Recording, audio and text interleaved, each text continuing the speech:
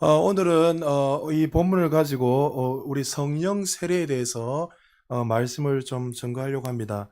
많은 분들이 이 성령 세례에 대해서 너무나 무지하고 또 내가 받았는가 받았지 못했는가, 내가 구원받았는데 왜 또 이 성령 세례를 받아야 되나 말아야 되는가, 여러 가지 많은 의견들과 신학적인 논쟁도 많이 있고 다양하게 이야기하고 있지만, 우리는 결론은 하나님 말씀을 통해서 우리가 어떻게 말씀하고 있는지, 그것을 통해서 여러분들이 은혜를 받고, 또 여러분들이 성령 세례를 오늘 받지 못한 분이 계시다면 오늘 받으시고, 받은 분들은 또 충만함으로 역사하시기를 좀 축복합니다. 오늘 사도 바울은 1차, 2차 전도 여행을 다 마치고 잠시 안디옥으로 돌아와 잠시 쉬다가 3차 전도 여행을 떠나게 됐습니다. 여러분들 사도행전 우리가 공부 다 했기 때문에 1차 전도 여행을 쫙 했다가 2차 전도 여행은 반대편으로 그대로 돌아갔다가 3차 전도 여행은 또 확인차 한 번 더 이렇게 중간중간 중요한 곳을 이동해야 되는데, 그때 갈라디아와 부르기아를 거쳐서 오늘 에베소에 사도 바울이 3차 전도 여행차 도착하게 되었습니다. 에베소는 여러분이 잘 알다시피 바울이 1년 6개월 동안 거기에서 복음을 전하고, 1년 6개월 동안 있었다는 것은 애착이 있고 그곳에서 더 많이 또 저항도 많이 있었겠지만 그만큼 그곳에 애착이 있었기 때문에 1년 6개월 동안 머물러 있었습니다. 그가 부둣가에서 떠날 때 장로들과 모든 성도들이 나와서 그와 안으면서 눈물을 흘리면서 정말 그렇게 사랑으로서 보내기는 싫었지만 사랑하는 마음으로 그를 보냈던 곳이 에베소였습니다. 에베소에 바울이 떠났을 때 에베소 교회에 이어서 아볼로가 거기서 담임 목사를 하고 있었고, 또 나중에 이제 에베소에서 바울이 왔을 때에 아볼로는 어디에 있었냐면 고린도 교회에 이렇게 방문했습니다. 또 고린도 교회 거기서 담임으로 아볼로가 목회를 하고 있었습니다. 바울의 목회 사역은 중간중간마다 그곳에서 짧게는 3일, 일주일, 길게는 1년 6개월, 2년을 채 넘지 않는 곳에서 계속 다니면서 복음을 전하고 양육을 했습니다. 바울이 복음을 전한 걸 볼 때마다 바울이 이틀 3일 정도밖에 복음을 전하지 않았는데도 불구하고 그곳에서 놀라운 부흥의 역사가 일어나고, 우리는 마치 말씀을 몇십 년 동안 들어야지만 부흥이 일어난다고 자꾸 생각하지만, 신앙의 연수도 중요하지만 오늘 내가 주님을 예수님을 구주로 믿고 제자로 살아간다면 그 사람을 통해서도 그 당일날 그 놀라운 부흥 역사가 일어나는 거야. 근데 우리는 자꾸만 연수를 길게 해야지만이 그 사람을 통해서 놀라운 일이 일어난다. 바울이 일주일 3일 동안 그렇게밖에 전하지 않는 곳에도 그를 통해서 놀라운 부흥이 일어났단 말이죠. 바울이 3차 전도 여행을 하면서 드디어 에베소에서 도착했습니다. 도착했을 때 아볼로는 아까 말한 것처럼 고린도 지역에 있었습니다. 먼저 이 본문을 이해하기 위해서는 아볼로가 어떠한 사람인 걸 좀 이해를 해야지만이 오늘 이 성령에 대해서, 우리가 이 세례에 대해서 이해를 할 수 있습니다. 자, 성경에서 사도행전 18장 24절에서 25절까지 아볼로에 대해서 이렇게 출신을 배경을 설명하고 있습니다. 우리 같이 한번 읽어볼까요? 시작. 24절 25절요.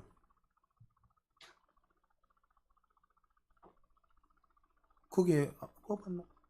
정신을 차려라. 자, 24절 25절 같이 있습니다. 시작. 알렉산드리아에서 난 아볼로라는 유대인이 에베소에 이르니 이 사람은 언변이 좋고 성경에 능통한 자라.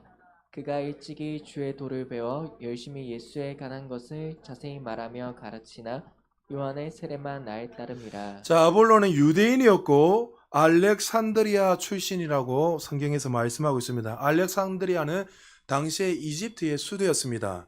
이집트가 로마 제국에 편성되면서 로마 제국의 수도 다음으로 가장 큰 곳이 바로 여러분 잘 아는 알렉산드리아입니다. 여러분, 알렉산드리아는 그 당시에 이집트의 수도가, 이집트가 여러분 어떤 곳인지 잘 알고 계시죠? 정말 로마가 일어나기 전에 그 이전에 정말 찬란한 영광을 경험했는데, 그 당시에 알렉산드리아 이집트는 기하학이나 수학이 가장 발달한 도시였고 거기서 수많은 학자들이 일어났습니다.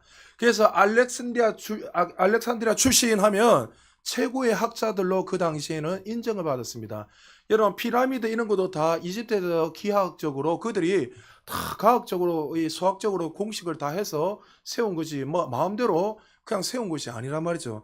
그러니까 수학이나 기하뿐만이 아니라 그 당시에 문명을 가장 앞서 나갔던 곳이 바로 알렉산드리아였습니다. 그러니까 지금 알렉산드리아는 헬레니즘의 영향을 받고 그렇게 가장 이렇게 풍성한 삶을 살고 있을 때 바로 이 아볼로는 거기에서 그 모든 학위를 공부했던 엘리트 출신입니다.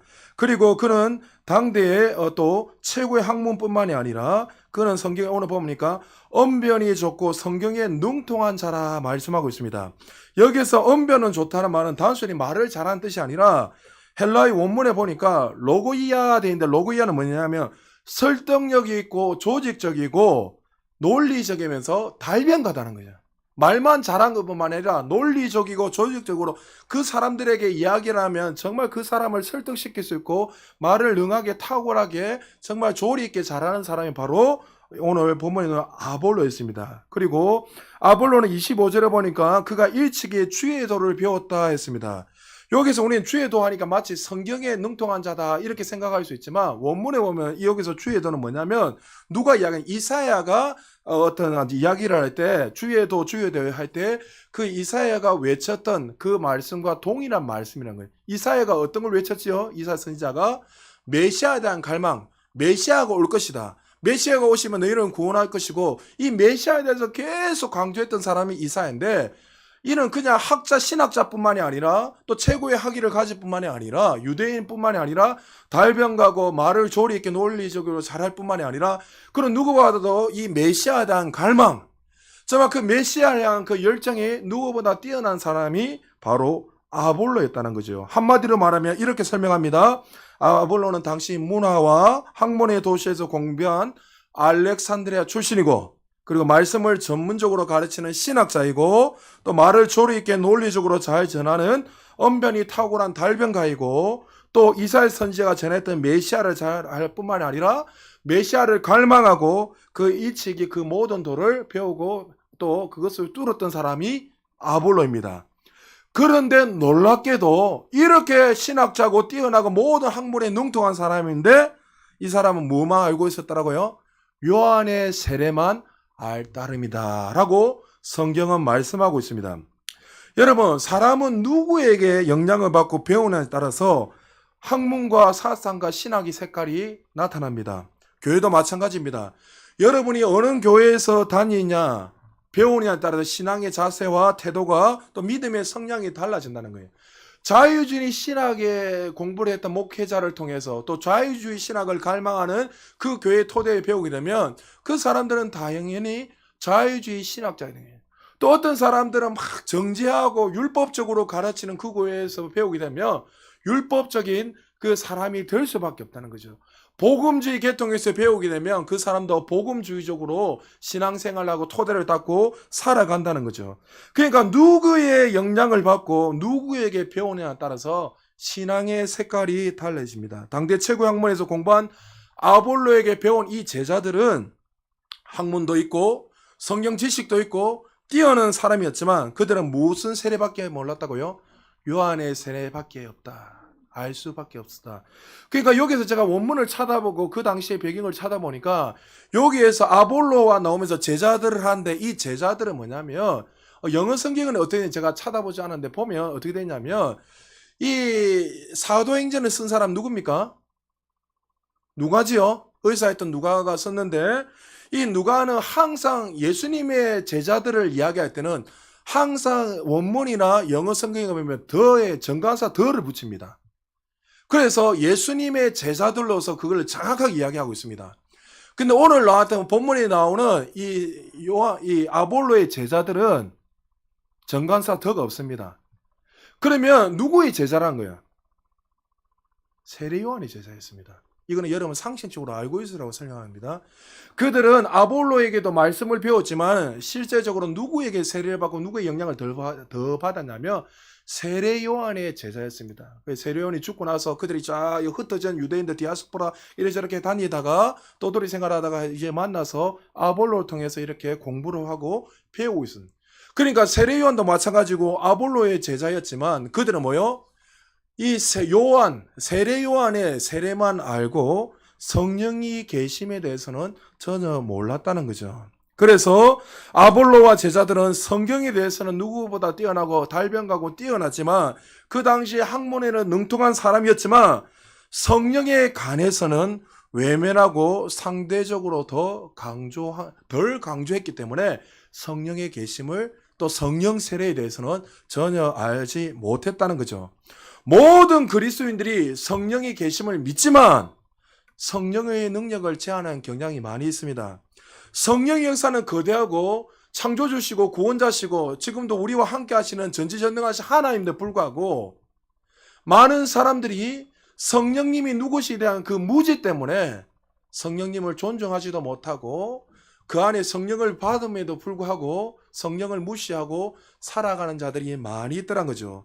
바울이 에베소에 도착했을 때 제자들이 보니까 그들은 능통하고 나름대로 뛰어나고 인텔리하고 누구보다 많이 배우고 말씀의 지식에 대해서는 뛰어나고 학자고 뛰어났지만 바울이 볼 때는 영적으로 무지하고 빈곤한 자들이었다는 거죠.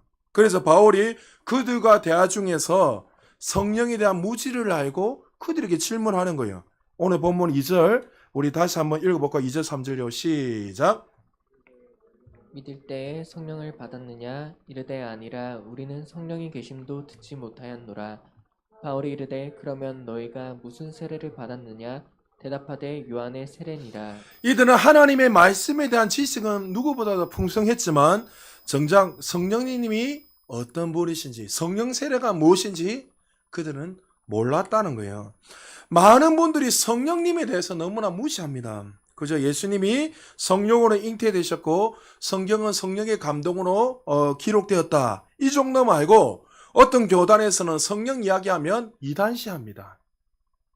성령 이렇게 이야기하면 감히 어떻게 성령님을 이야기하냐면서 무시하게 되고 성령에 대해서 무시할 뿐만 아니라 마치 성령님은 은사로만 나타나는 그 은사 쪽으로만 이야기하고 능력적으로만 위주로 이야기하고 성령님이 정말 우리에게 어떤 일을 행하셨는지 이 거대한 사역을 어떻게 하셨는지 구원뿐만 아니라 우리의 삶에 어떻게 들어오셔서 어떤 일을 하셨는지 그런 것에 대해서는 전혀 모른다는 거죠. 그러니까 그들이 아는 지식의 이상으로 뛰어넘을 수 없으니까 어떻게 해요? 성령님을 무시하는 거예요. 지금도 마찬가지라는 거예요. 에베소 성도들이 그들은 주는 그리스도의 살아계신 하나님의 아들이라고 고백은 하고 있지만 그들의 삶에서 정작 제일 중요한 성령님에 대해서는 무지인 거예요. 왜 그렇습니까? 아볼로가 성령님에 대해서 모르니까 당연히 모르니까 가르치는 걸 성령님에 대해서 안 가르친 거예요. 이해되십니까? 그러니까 모르니까 당연히 안 가르치고 그러니까 바울이 보니까 정말 중요한 게 그 안에 계시는 성령님의 역사가 더 중요한데 그걸 모르고 살아가니까 바울이 그 영적 무지를 보고 그 빈곤함을 보고 답답함으로 그들에게 이야기하고 있는 본문이 바로 오늘 본문이란 거죠. 그래서 바울이 지금 너희는 무슨 세례를 받았냐 하니까 그들이 저희들은 요한의 세례만 알고 있습니다. 성령 세례, 성령의 역사, 성령의 능력, 성령께서 일하시는 그 모든 것에 대해서는 그들이 무지했다는 거죠. 우리가 한 가지 알아야 할 것은 예수님을 나의 구주로 믿고 난 이후에 교회에서 목사님을 통해서 우리는 세례를 받습니다. 우리가 이전에 세례를 받았지만 세례는 어떤 걸 했습니까? 이제 예수 그리스도와 함께 나는 십자가에 못 박혀 죽는 거. 이제 나의 자아들은 이제 물 위에 침대를 받을 때 다 죽어지고 부활하신 구주님 아니면 다시 일어서면서 이제 주인이 내가 아니라 예수 그리스도가 나의 구주고 그분을 위해서 내가 살아가겠다고 보는 앞에서 공개적으로 선언하는 게 바로 물세례입니다. 그러나 여러분에게 말했지만 물세례를 통해서 구원을 받을 수도 있고 못 받을 수도 있댔죠. 그 물세례를 통해서 어떤 사람은 영적인 변화가 일어나서 구원을 받지만 단지 물세례를 받는다고 구원받는 건 아니라 했습니다. 그거는 우리에게 아니라 공개적으로 사람들에게 보여주기 위해서 내가 앉아 하나님의 자녀가 되었습니다. 공개적으로 선언하는 게 물세례지만 그래서 이 물세례는 또 중요하지만 많은 사람들은 물세례는 알고 있지만 이 성령 세례에 대해서는 너무나 모르고 무시하고 살아간다는 거죠. 예수님 당시에 물세례는 누가 주었습니까? 세례 요한이 주었습니다. 자, 마태복음 3장 1절 2절에 세례 요한이 이렇게 외치고 있습니다. 같이 한번 읽어보겠습니다. 시작. 그때 세례 요한이 이르러 유대 강야에서 전파하여 말하되 회개하라 천국에 가까이 왔느니라 하였느니. 하나님을 사모하는 수많은 사람이 세례 요한에게 나와서 어떻게 해요? 물 세례, 회개 세례를 받았습니다.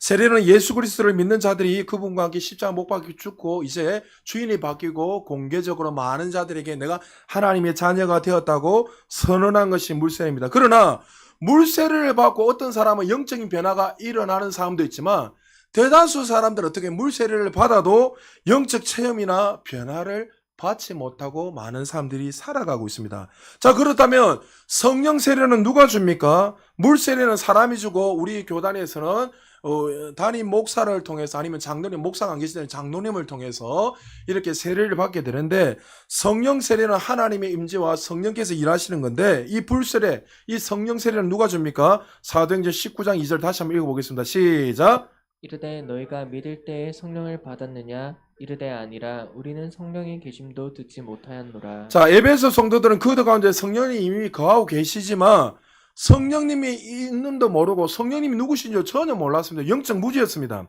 근데 바울이 질문할 때 성령이 계시지 듣지 못하였다고 고백하고 있는데 사실 우리가 잘 들으십시오. 우리가 예수님을 믿는 것 그 자체가 성령의 역사입니다. 할렐루야. 성령님이 우리 안에 내주하셨기 때문에 우리가 거듭났기 때문에 주는 그리스도요 살아계신 하나님의 아들이라고 고백할 수 있는 거예요. 믿습니까? 자, 우리 고린도전서 12장 3절 우리 같이 한번 읽어보겠습니다. 시작! 그러므로 내가 너희에게 알게 하노니 하나님의 영으로 말하는 사람은 누구라도 예수는 저주받았다고 말하지 아니하며 또 성령에 의하지 아니하고는 누구라도 예수를 주라고 말할 수 없느니라. 자, 성령의 역사 없이는 주는 그리스도 살아계신 하나님의 아들을 고백할 수 있어요, 없어요? 자, 여러분도 주는 그리스도 살아계신 하나님의 아들을 고백했습니까? 여러분 예수님 나의 구주를 믿습니까? 그러면 여러분의 이성과 여러분의 논리로 그게 믿어지는 게 아니란 말이죠. 영적으로 죽어 있는데 어떻게 믿어질 수 있습니까? 죽은 사람이 어떻게 내가 스스로 일어납니까? 살아납니까? 그럴 리는 절대 없다 했잖아요. 우리는 예수 밖에 있을 때 이미 죽어 있는 존재를 했잖아요. 누가요? 누가 들어와서 우리를 살린 거예요? 성령께서 들어오셔서 우리를 살린 거예요. 할렐루야. 그래서 주는 그리스도의 살아계신 하나님의 아들이라고 우리가 믿게 된 겁니다. 할렐루야. 그럼 여러분 안에 거듭났기 때문에 나는 성령이 여러분 안에 있습니까? 없습니까? 정확하게 해서 있어요? 없어요? 있는 것 같고 없는 것 같고 왔다리 갔다리 합니까 지금? 혼란스러워지니까 여러분 안에 이미 성령님이 있는 걸 믿으시기 바랍니다. 고린도전서 6장 19절 20절 같이 읽겠습니다. 시작! 너희 몸은 너희가 하나님께로부터 받은 바 너희 가운데 계신 성령의 전인 줄을 알지 못하느냐? 너희는 너희 자신의 것이 아니라 스스로 산 것이 되었으니 그런즉 너희 몸으로 하나님께 영광을 돌리라. 우리가 예수님은 나의 구주로 믿을 수 있는 거 성령께서 하신 겁니다. 그럴 때 우리 안에 뭐요? 이제 우리가 거룩한 성령님이 거하시는 성전, 거룩한 성전이 되어서 이제 어떻게 해요? 그 성령께서 우리를 통해서 일하고 행하신다는 거죠. 그런데 문제는 에베소 성도들의 그리고 또 많은 그리스도인들 가운데 내 안에 성령님이 존재하는 것뿐만 아니라 계신지도 모르고 살아가는 거예요. 많은 사람들이. 그래서 성령에 관한 지식이 없기 때문에 무지하기 때문에 신학자를 하더라도 여러분 아볼로는 그 당시 최고의 학자였습니다. 고린도 교회에서 여러분 고린도전서 우리 강의했잖아요. 거기에서 바울은 말을 잘 못하는 거예요. 바울은 말이 언변이 뛰어난 사람이 못 됐습니다. 근데 아볼로는 말을 너무나 잘하니까 아볼로파, 바울파, 게바파, 그리스도파가 나온 거예요. 그러면서 뭐요?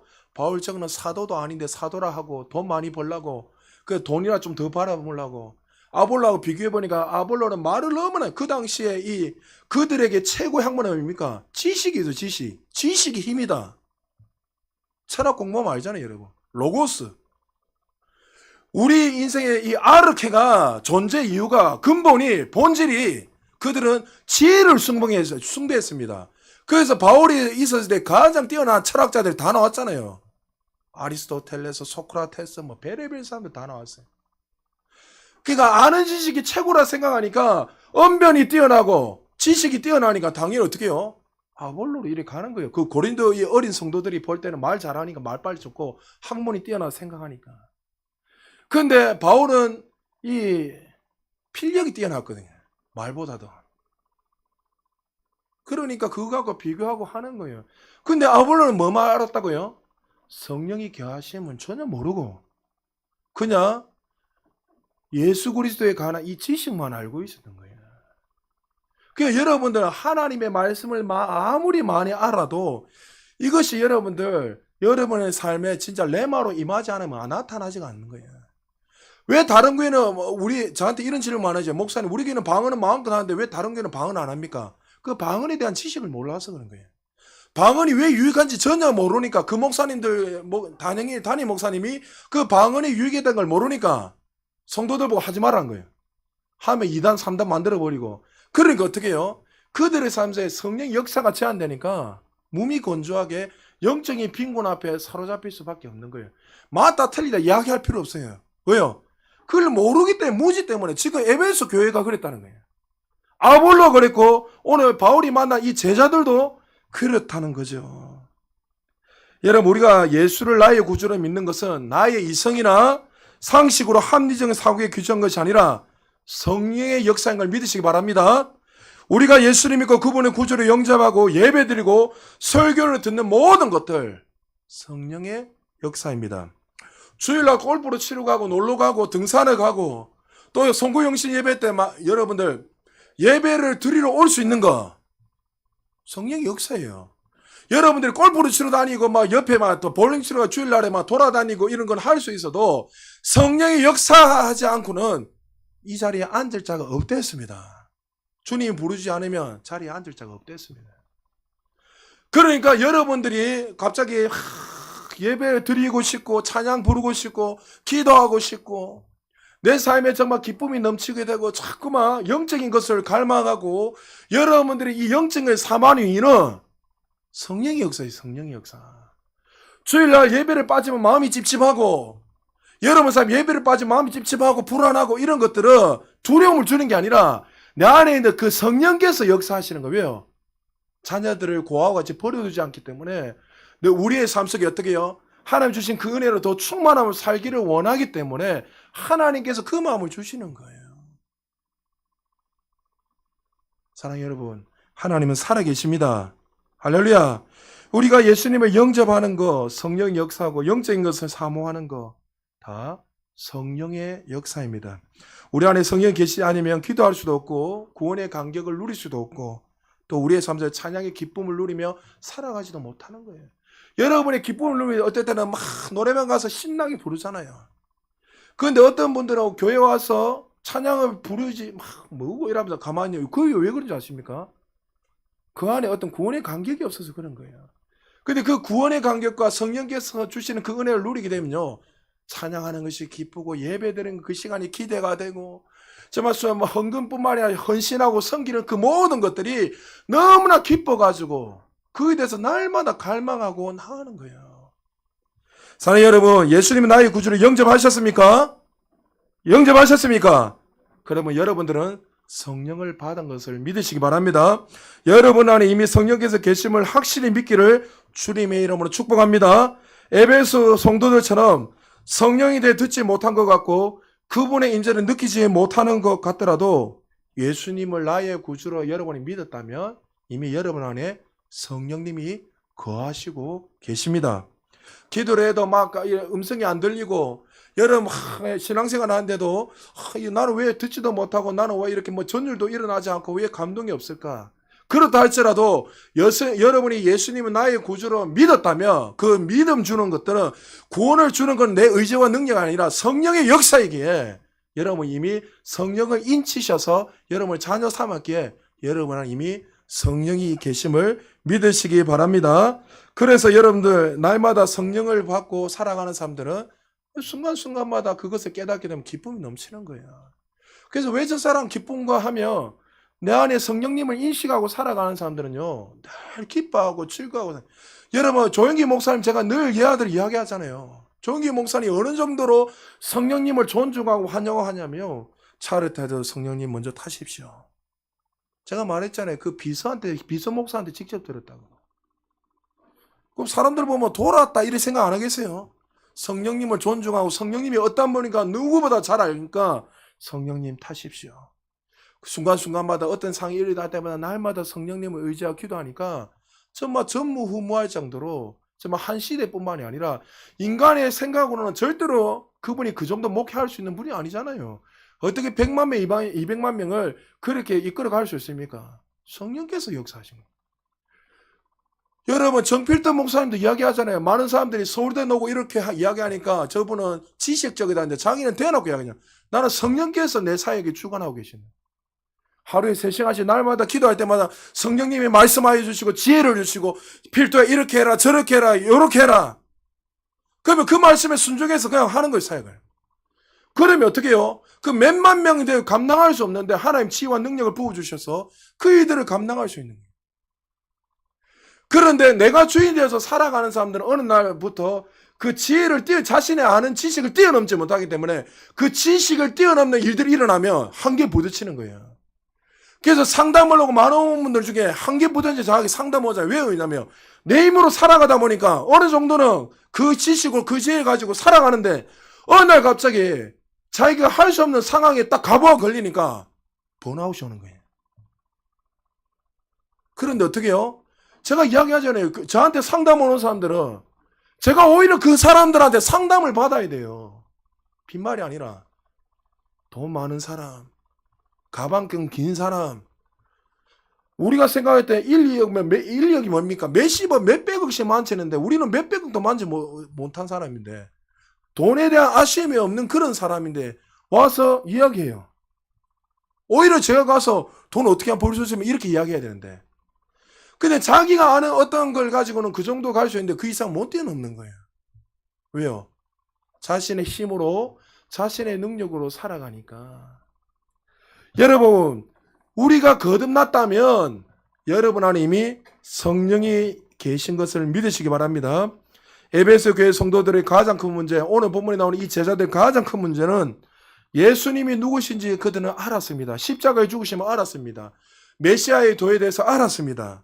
말씀을 다 암기하고 세례 요한에게서 세례를 받고 그들은 이제 그 구원의 증표로 제3의 해결을 경험하고 나는 하나님의 자녀로 제자로서 그들은 살아갔습니다. 그런데 그들의 가장 큰 문제는 성령에 대한 무지였습니다. 왜요? 전혀 배우지 못했기 때문에 아볼로도 몰랐고 전혀 모르니까 어떻게 해요? 그에 대한 무지 때문에 살아갔던 거죠. 말씀을 가르치는 사람이 성령의 진리에 대해서 무지하고 경험하지 못한다면 당연히 침묵을 지킬 수밖에 없는 거예요. 그래서 다른 교단에서 여러분 그런 이야기를 할 때 우리가 정죄할 필요 없어요. 왜요? 그 무지 때문에 그런 거예요. 근데 아는 사람들은 답답한 거예요. 왜요? 더 좋은 은혜들이 있고 성령께서 역사하셔서 우리의 삶을 더 주관하시면 그 삶에 더 기쁨과 행복이 넘치는데 그걸 모르니까 그들이 막 애쓰고 나름대로 놀아가는 자기 어떤 지식으로 열심히 한단 말이죠. 그러다 보면 여러분들 이 무지하고 또 목회자가 성령에 대해서 무지하다 보면 여러분 어떻게 되죠?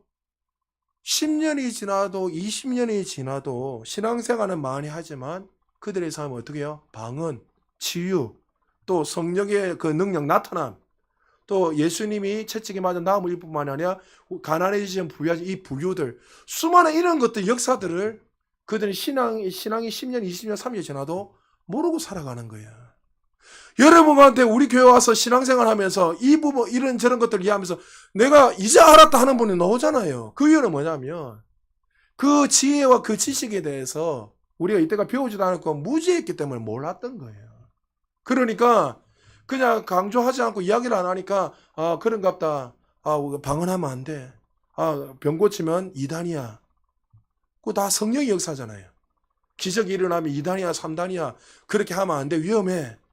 연하면 눈빛이 달라지고 통역하면 뭐 눈빛이 달라지고 막 이런 일들이 일어나는 건 뭐냐면 이 하나님의 말씀에 대한 그 무지 때문에 그런 일들이 일어난다는 거죠.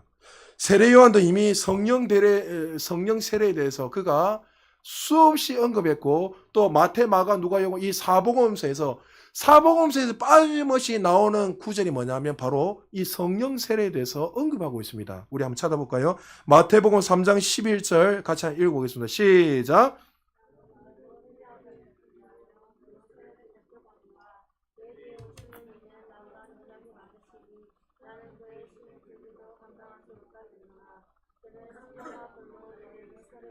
마가복음 1장 8절 있습니다. 시작.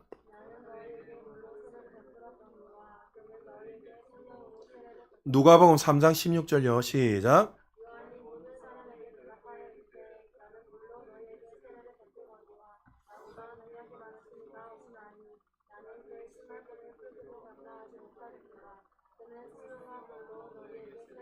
요한복음 1장 33절요. 나도 그를 알지 못하였으나 나를 보내어 물로 세례를 주라 하신 그이가 나에게 말씀하시되 성령이 내려서 누구 위에든지 머무는 것을 보거든 그가 곧 성령으로 세례를 베푸는 이인 줄 알라 하셨기에. 할렐루야. 세례 요한은 물로 세례 주지만 예수님은 뭐요? 성령과 불로서 우리에게 분명히 세례를 주신다고 말씀했습니다. 그 당시 물 세례는 세례 요한이 주었지만 그러나 성령 세례는 누구를 통해 주신다고요? 예수 그리스도를 통해서 주신다고 약속했습니다. 자, 그렇다면 성령님이 이 땅에 처음으로 성령님의 성부 성자 성령님은 계속 계셨지만 실제적으로 우리 안에 임재하신 내주하신 사건은 언제지요? 자, 우리 요한복음 7장 38절 39절요. 같이 읽습니다. 시작.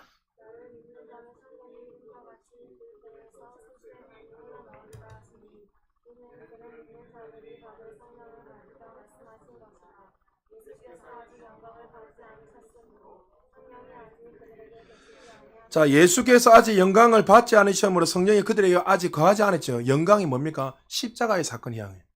예수님이 십자가에 죽으시고 무덤에서 부활하신 후에 이제 하늘에 올라가신 이후에 이제 나중에도 설명하겠지만 마가다라방에 처음으로 성령. 근데 성령이 임하면 우리 안에 생수강, 생명의 강, 하나님의 그 생명의 능력들이 우리의 삶에 계속 나타난다는 거예요. 할렐루야. 그런데 우리가 거듭나고 성령을 받았는데 불구하고 왜 여러분이 가는 곳마다 생명 역사가 안 일어납니까? 분명히 일어난댔잖아요.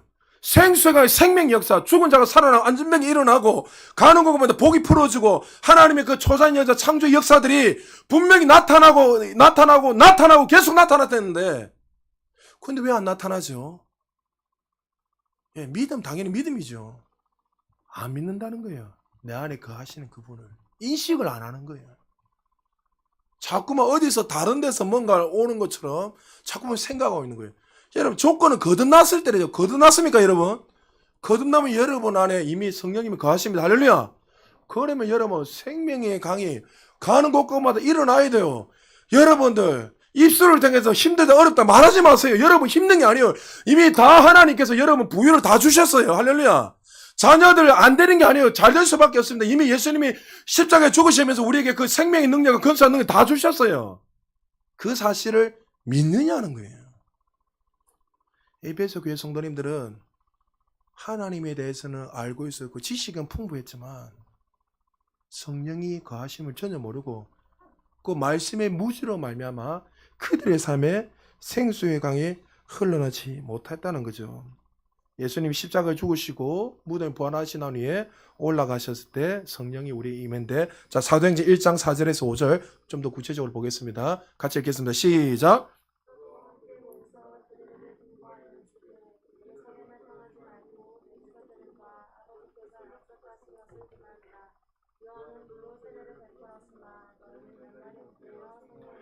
자 예수님이 올라가시면서 뭘 약속하셨죠? 성령을 약속하셨습니다. 할렐루야. 예수님이 친히 약속하셨다면 우린 성령을 받아야 돼요. 할렐루야.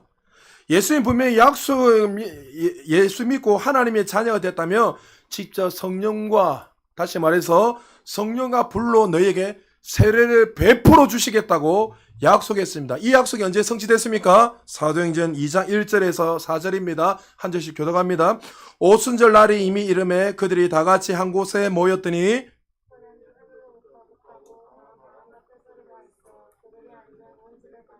마치 불의 혀처럼 갈라지는 것들이 그들에게 보여 각 사람 위에 하나씩 임하여 있더니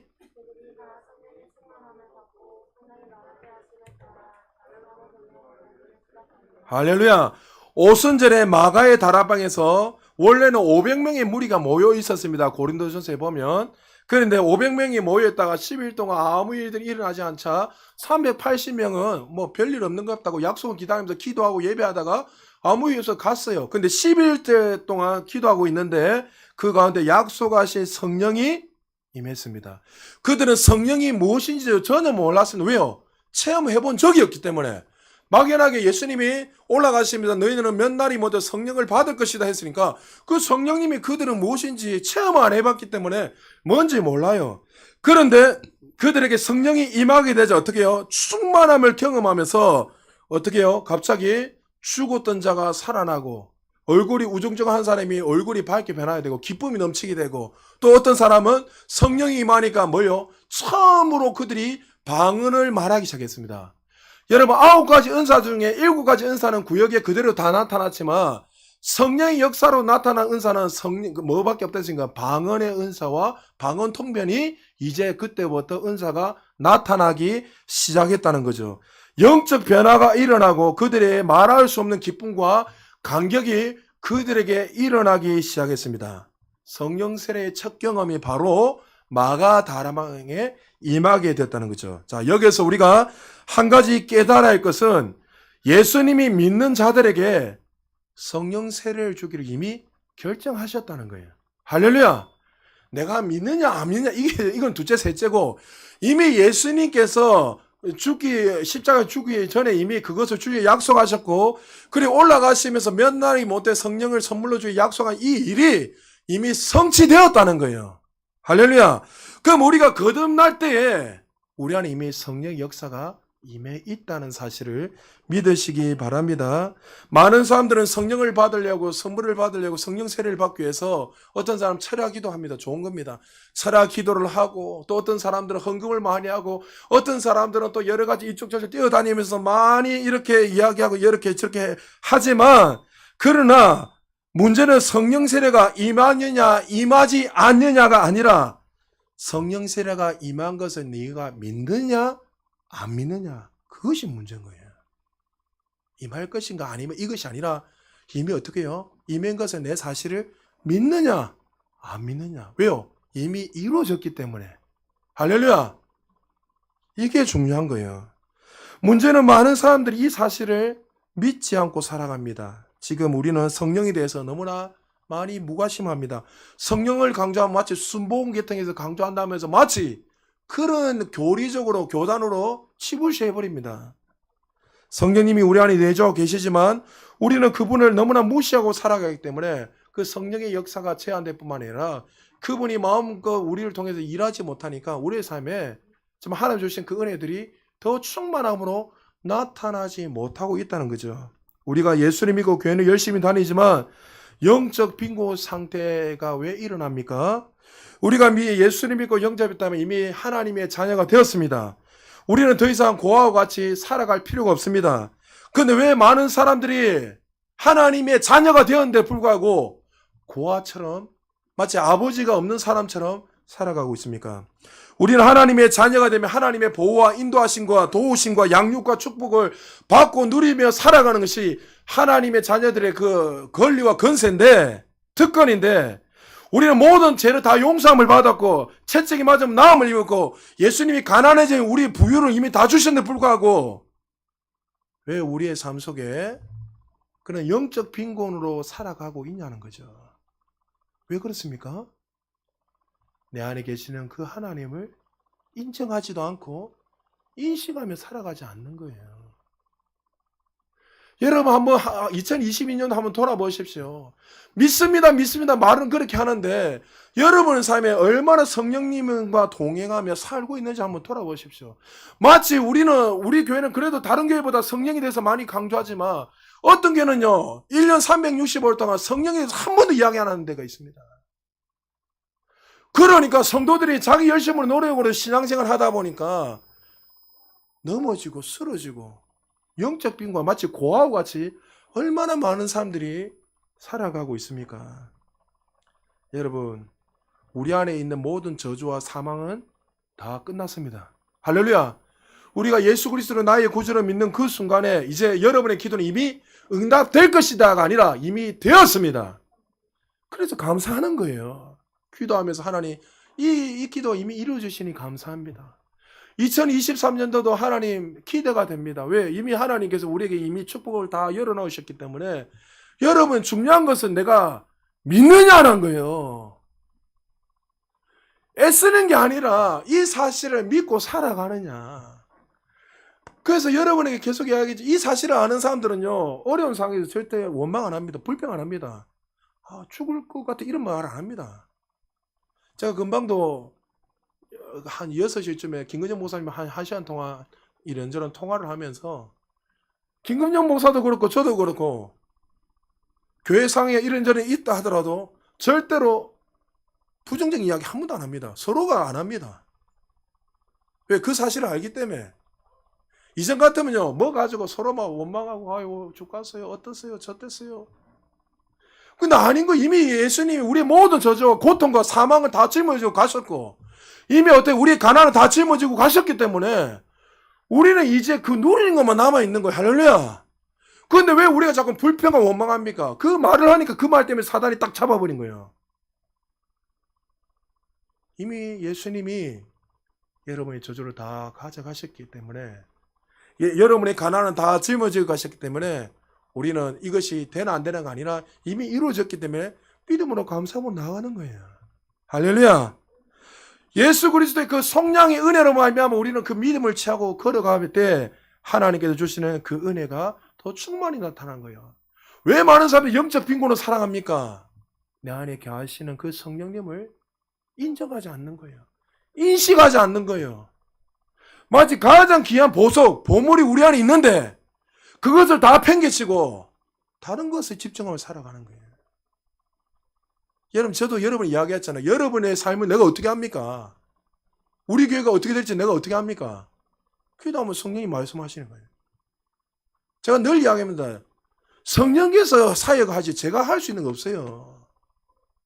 저도 조직적인 것에서 교회에서 배웠기 때문에 저도 1년 동안 나름대로 이렇게 조직을 잡아놓고 하지만 어쨌든 하나님이란 게 야, 그거 치아라.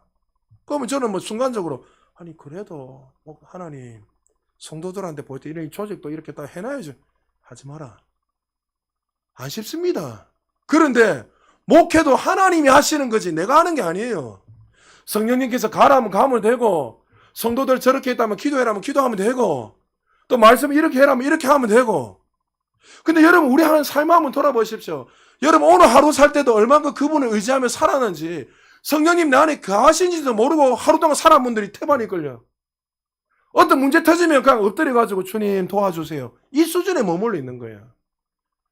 여러분이 그분을 더 의지하며 의지할수록 성령님이 우리를 고아같이 버려두지 않으시고 우리를 보호하시고 지키시고 가장 좋은 길로 인도하시는 거예요. 할렐루야. 하나님 살아계십니다. 하나님 죽은 하나님이 아니라 전지전능하시고 살아계신 하나님 것을 믿으시기 바랍니다. 하나님을 인정하고 인식하고 나갈 때 여러분의 삶에 더 충만함으로 나타나요. 그러면 성령 세례를 어떻게 받을 수 있는가? 자, 사도행전 19장 4절 5절 같이 읽겠습니다. 시작. 바울이 이르되 요한이 회개의 세례를 베풀며 백성에게 말하되 내 뒤에 오신 이를 믿으라 하였으니 이는 곧 예수라 하거늘 그들이 듣고 주 예수의 이름으로 세례를 받으니. 자, 여기서 제일 중요한 거 성령 세례 받는 것은 죄를 해가 예수님, 그러니까 예수님을 나의 구주로 믿을 때 할렐루야 성령이 임하게 됩니다. 그리고 성령 세례를 받기를 원한다고 여러분들이 갈망하고 기도하면 임하는 거예요. 믿고 난 이후에. 그랬을 때 바울이 도와주는 것은 무엇이냐면 19장 6절 7절 같이 읽겠습니다. 시작. 바울이 그들에게 안수하매 성령이 그들에게 임하심으로 방언도 하고 예언도 하니 모두 12사람쯤 되니라. 자, 에베소 성도들이 예수님의 이름으로 성령 세례를 받고 싶다고 하자 바울이 뭐 했습니까? 안수함에 성령이 그들에게 임하기 시작했습니다. 여기서 보면은 여러 가지 의미가 있지만 그들에게 이미 임했지만 그것을 모르니까 어떻게 해요? 바울이 안수할 때 그것이 불이 일어난 거예요. 저도 상담회로 오는 사람들 보면은 모르니까 설명을 하나하나 다 해줍니다. 근데 이미 받았다면 안 믿으니까 제가 어떻게 이야기하냐면 그러면 이 성령 세례를 왜 받아야 되는가 하면서 설명을 쫙 해주면서 그들에게 성령 세례를 받겠냐 물어보면 그들이 중에 정말 갈망하는 사람들은 받겠습니다 이렇게 이야기합니다. 그러면 그들에게 오늘 한 것처럼 안수할 때 불이 또 막 일어나면서 어떤 사람은 예언을 하고 어떤 사람은 방언을 하고 어떤 사람은 뭐 천국도 보고 어떤 사람은 병이 낫기도 하고 이거는 뭐 성령께서 하시는 역사니까 왜 이런 일이 일어날까 제가 곰곰이 묵상해 봤습니다. 그러니까 성령님이 너희 안에 있다는 것을 그들에게 보여주시기 위한 거예요. 그냥 이해되십니까? 그 여러분 가운데 와 나는 안 나타난가? 그 사람들은 그거 안 보여줘도 믿으니까 안 나타나는 거예요. 다양하게 역사하는 겁니다. 어떤 분은 뜨겁게 나타난 사람이 있고 어떤 사람들은 또 가만히 있는데 막 가슴이 뜨거워진 사람이 있고 다양하게 역사하는 거예요.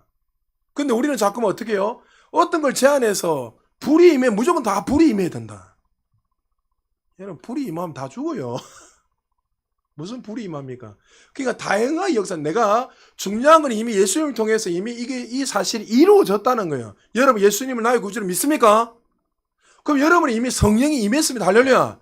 그럼 오늘 나중에 제가 여러분에게 안수를 할 때 이미 받은 사람들은 내가 믿지 못하는 사람은 안수하면 불이 또 더 일어날 것이고, 또 이미 받은 사람들은 기도할 때 어떤 뜨거움이 일어나고, 또 제가 기도할 때, 여러분 기도할 때 하나님께서 역사하셔서 더 강력하게 임해서 다양하게 나타나는 거예요.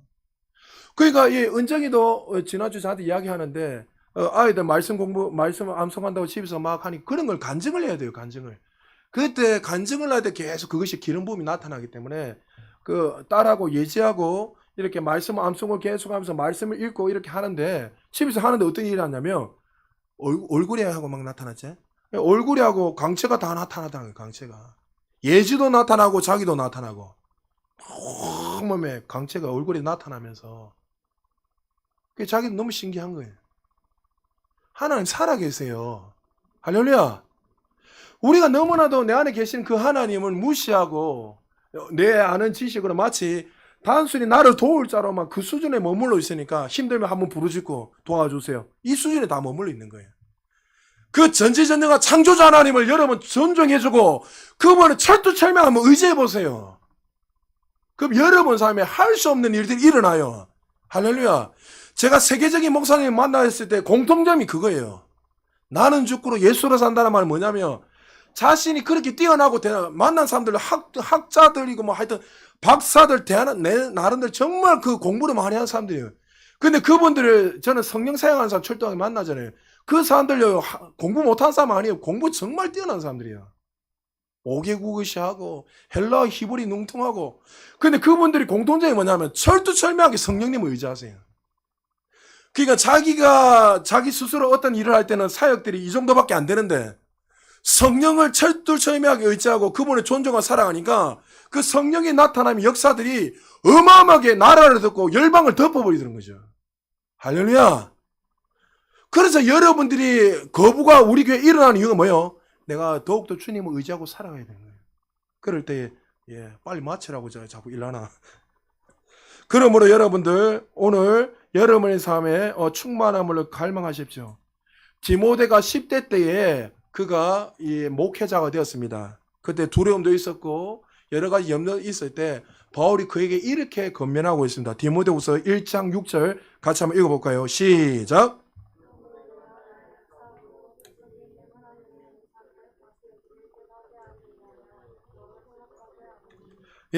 그 두려워하고 있는 이 디모데에게 뭐요? 내가 안수함으로 네 안에 있는 그 하나님 주신 그 선물들, 그 구원의 은혜들, 그 은사들이 더 불이 더 일어나기를 원한다. 오늘 여러분에게 그 안수할 때 그 은사와 그 선물들이 이미 와 있지만 그것이 더 불이 더 일어나기를 주님을 축복합니다. 여러분 나타나야 돼요. 더 강력하게 여러분의 삶에서 계속 일어나야 됩니다. 그래서 2023년도는 고아와 같이 살지 마십시오. 마치 아버지가 없는 사람처럼 살지 말고 하나님이 고아와 과부와 같이 너희들을 버려두지 않겠다 했습니다. 세상 끝날까지 너희와 항상 함께 하겠다 했습니다. 함께 하겠다는 그 증표, 임마누엘 그 증표가 뭡니까? 예수님이 올라가시면서 영이신 성령님을 우리 안에 보내주신 거예요. 할렐루야. 그분을 존중하세요. 그분을 사랑하고 그분을 의지하고 내 안에 계시는 그 하나님을 인식하십시오. 만약에 그렇지 않으면 영적 빈곤 상태로 여러분들 살아갈 수 없어요. 내 열심히 하다 보면 내가 컨디션적인 믿음이 좀 있다 생각하면 신앙생활 내 나름 열심히 한다 보면 괜찮지만 어느 날 갑자기 그것이 무너지고 나면 영적 빈곤 상태로 다운됩니다. 그러니까 내 힘으로 하는 사람들은 이렇게 했다가 저렇게 계속 왔다가 10년이 지나도 20년 지나도 불안한 거예요. 계속. 근데 성령님이 내 안에 거하시고 내주하시는 그 사실을 믿으며 내 힘으로 살아가지 않기 때문에 늘 기쁨이 넘친 거예요. 자, 성령님이 내 안에 내주하시면 우리 마무리 가면 요한복음 14장 26절 어떠한 삶을 누리며 살아갑니까? 같이 읽어보겠습니다. 시작. 보혜사 곧 아버지께서 내 이름으로 보내실 성령 그가 너에게 모든 것을 가르치고 내가 너에게 말한 모든 것을 생각나게 하리라. 할렐루야. 모든 것을 가르치고 생각해. 말씀뿐만 아니라 여러분의 모든 삶에, 여기서는 말씀도 이야기했지만 여러분의 모든 삶에 하나님이 가르치고 모든 걸 생각나게 하는 거예요. 할렐루야. 누가요? 여러분 안에 거하시는 그 성령 하나님이. 이 좋으신 하나님이 여러분은, 제가 말했잖아요. 우리 아이들 공부 못하면 그러면 성령님이라고 의지해라고. 하루에 한두 시간씩, 최소 한두 시간 기도하면서 성령님 도와주세요. 방언으로 기도하세요. 그럼 여러분에게, 그 창조주 하나님이 여러분에게 세상 사람들이 감당 못하는 은혜를 부어줘요. 할렐루야. 여러분에 이미 있기 때문에 그게 풀어지면 돼요. 제가 말했잖아요. 목사님, 나는 도저히 공부 안 되는, 2시간 기도하는 거예요. 저도 공부 못했다 했잖아요. 그러니까 삼수했잖아요. 근데 중학교 때부터 뭘 했냐면, 내가 중학교 때 성령 받고 나온 후에 하루에 2-3시간씩 늘 기도했어요. 연애하고 나서도 돌아와서 집에서 1시간씩 2시간 꼭 기도했고. 그때는 몰랐어요. 그 보니까 그 성령께서 그 일들을 행하시더란 거죠. 자, 요한복음 16장 13절 같이 한번 읽어볼까요? 시작. 그러나 진리의 성령이 오시면 그가 너희를 모든 진리 가운데로 인도하시리니 그가 스스로 말하지 않고 오직 들은 것을 말하며 장래일을 너희에게 알리시리라. 할렐루야. 성령이 우리 안에 내주하시면 진리 가운데, 우리가 정말 불법을 행하고 잘못된 것을 인도하는 것이 아니라 진리 가운데, 말씀 가운데 인도할 뿐만 아니라 어떻게 해요? 장래 모든 것들을 알게 해주시니까 그 사람에게 실패가 없지요. 금리가 오르고 지금은 연말 걱정이 되고, 금리가 마이너 온데 20% 아닙니까 지금? 사금융에서는 20%. 고정금리가 변동금리가 돼가지고 지금 막 5% 6% 올라가고 지금 막 엉망진창입니다. 그러면요, 그 사건은 다 두려워되고 있을 때, 그와 같이 버려두지 않은 하나님 앞에 날마다 동행하고 음성 듣는 사람, 염려하지 마. 내가 너희 보호자야. 나는 너를 책임져. 너희 인생을 주관하는 그 음성을 듣게 되면 염려가 되겠습니까? 여러분, 왜 우리가 2022년도에 많은 삶이 무너지고 왜 영적 빈곤 상태에 살았습니까? 내 안에 거하시는 그 하나님을 무시했다는 거예요. 이건 은사가 아니에요, 여러분. 성령이 내 안에 내주하시면 우리를 진리 가운데 일어나 장래를 알게 하시고 우리의 삶을 인도할 뿐만 아니라 영광에도 더 큰 영 올라가게 하시는 분이 누구라고요? 내 안에 거하시는 성령 하나님. 지금 에베소 교회 성도들 아볼로가 그걸 몰랐어요. 여러분 18장 나중에 읽어보면 아굴로와 브리스길라가 불러가지고 아볼로에게 그 평신도가 말씀을 가르치잖아요. 십자가에 대해서 가르치고 설명하니까 그때 18장 26절 이거 쫙 읽어보면 그가 어떻게 해요? 그의 말에 힘이 있더라 이랬어요. 아볼로가. 평소에는 그냥 지식적인데 그걸 깨닫고 선포하니까 거기 있는 사람들 놀라면서 힘이 있게 건세가 있게 나가는 거예요. 여러분, 우리의 삶에 창조자 하나님이 거하시는데 무엇이 염려가 됩니까? 할렐루야. 예수님도 철두철미하게 성령님을 의지했습니다. 마태복음 4장 1절에 성령에 이끌려서 마귀에게 시험을 받으러 강야로 갔다. 누가복음 4장 2절 동문에게 성령에 이끌려서 강야에서 40일 동안 금식 기도했다. 계속 읽어보면 예수님도 성령을 의지하여, 우리 예수님도 인간의 몸으로 오셨기 때문에 철두철미하게 어떻게 내가 승리하는 그 방법을 우리에게 보여주셨어요. 그런데 우리의 삶에 창조자 하나님이 들어오고 계시다면 예수님보다 우리는 분명히 더 큰 일을 한다고 예수님 우리에게 말씀하셨습니다. 할렐루야. 여러분 2023년도가 기대가 됩니까? 기대하셔야 돼요. 왜요? 그 창조자 하나님, 구원자 하나님이 우리와 함께 하시고 우리의 삶을 영원히 인도하시기 때문에 우리는 두려움을 선택하는 게 아니에요. 진리를 선택하고 그분을 인정하고 그분을 존중하고, 에베소 교회 성도들처럼 무지로 인하여서 그분을 무시하고 마치 잠시 기도할 때 어려움을 당할 때 그 수준에 머물러 있는 것이 아니라 우리의 삶의 전부가 되어야 돼요. 할렐루야. 마치 여러분의 자녀들, 가족들, 부부 사이보다도 더 친밀한 관계가 돼야 돼요. 날마다 기도하면서 하나님 말씀하여 주옵소서. 그러면 하나님께서 지혜를 주세요. 제가 어떨 때 여러분한테 기도하다 보면 사업하시는 분들 한 번씩 이렇게 소수 줄 때 있잖아요. 그럼 제가 사업을 할 수 있는, 사업이 무슨 제가 할 수도 없는 사람인데 제가 인간적으로 이야기해가지고 잘못하면 무너지면 골치 아프잖아요. 저도 인간인데. 근데 하나님 말씀하시는 거예요. 어떤지 사람한테는 저 사람 조심해야 됩니다. 하나님 말씀하시는 거예요. 그럼 나중에 지나면 맞는 거예요. 그게. 제가 어떻게 합니까 제가. 사업의 사자도 모르는 사람인데. 성령님이, 그러면 여러분들이 만약 그분을 더 의지한다면 얼마나 우리 삶의 영광이 더 큰 양이 나타나겠습니까? 그래서 저는 우리 부산 제자교 성도님 기대가 되는 거예요. 재벌이 일어나고, 정말 우리를 통해서 많은 교회를 세우게 되고, 정말 제2의, 제3의, 제4의 부산 제자 계속 세워져서 정말 하나님의 영광이 우리를 통해서 더 충만히 임할 기대가 되니까 2023년도가 더 기대가 되는 거예요. 여러분, 바울이 데살로니가 교회에 대해서 마지막으로 이렇게 건면합니다. 요거 읽고 마무리하겠습니다. 데살로니가 전서 5장 19절 같이 한번 읽겠습니다. 시작. 성령을 소멸하지 말며 할렐루야. 성령님을 무시하지 않기를 주님 축복합니다. 성령님을 소멸하는 말은 뭐냐면 여러분은 이미 거하신 데 불구하고 그 사역을 제한하는 거예요. 내 어떤 지식으로 지혜로 그냥 제한하고 뭐지 하고 그냥 없애버리고 그분을 무시하고 살아가는 거예요. 그래서 여러분 보십시오. 저는 교단이나 이 어떤 교회를 욕할 필요 없습니다. 다른 교회 성령 역사를 제한하는 교회 어떻습니까? 기도하는데 조용합니다. 천주교처럼 미사 드리고 있어요. 새벽 기도할 때 조용합니다. 소리 지르면 마치 뭐가 문제가 일어나는 것처럼 마치 그렇게 미사처럼 그렇게 예배를 드리고 있어요. 왜 그렇죠? 성령의 역사를 제한하니까 성령님께서는 인격적이시기 때문에 그들이 아는 이상으로 역사 안 한단 말이죠. 여러분 우리 교회 얼마나 좋습니까? 마음껏 하세요. 할렐루야. 여러분 두려워하지 마세요. 실수해도 두려워하지 마세요. 실수하면 제가 어떤 하나님 말씀해 주면 그걸 제가 코치해 드릴 테니까 두려워하지 마세요. 우리 말씀 안에서 벗어나지 않으면 돼요. 할렐루야. 은사가 나타나 두려워하지 마세요. 은사는 교회를 세우고 성도를 세우는 거잖아요. 세우는 데 목적이 있는데 그럼 해야지요. 왜 자꾸 두려워합니까? 그러나 자꾸 무분별하게 자꾸 내가 높아지려고 엉뚱한 소리하고 그걸 통해서 그 사람을 막 억압하는 건 그건 문제가 되는 거예요. 그걸 어떻게 해요? 그 말을 통해서 이번에 이봉순 사모님 오실 때 예언 받아보세요. 철두철미하게 세워줍니다. 그 사람을 세워주고 존중해주고. 그게 예언이에요. 근데 예언하면 어떡합니까? 그러면 안 돼.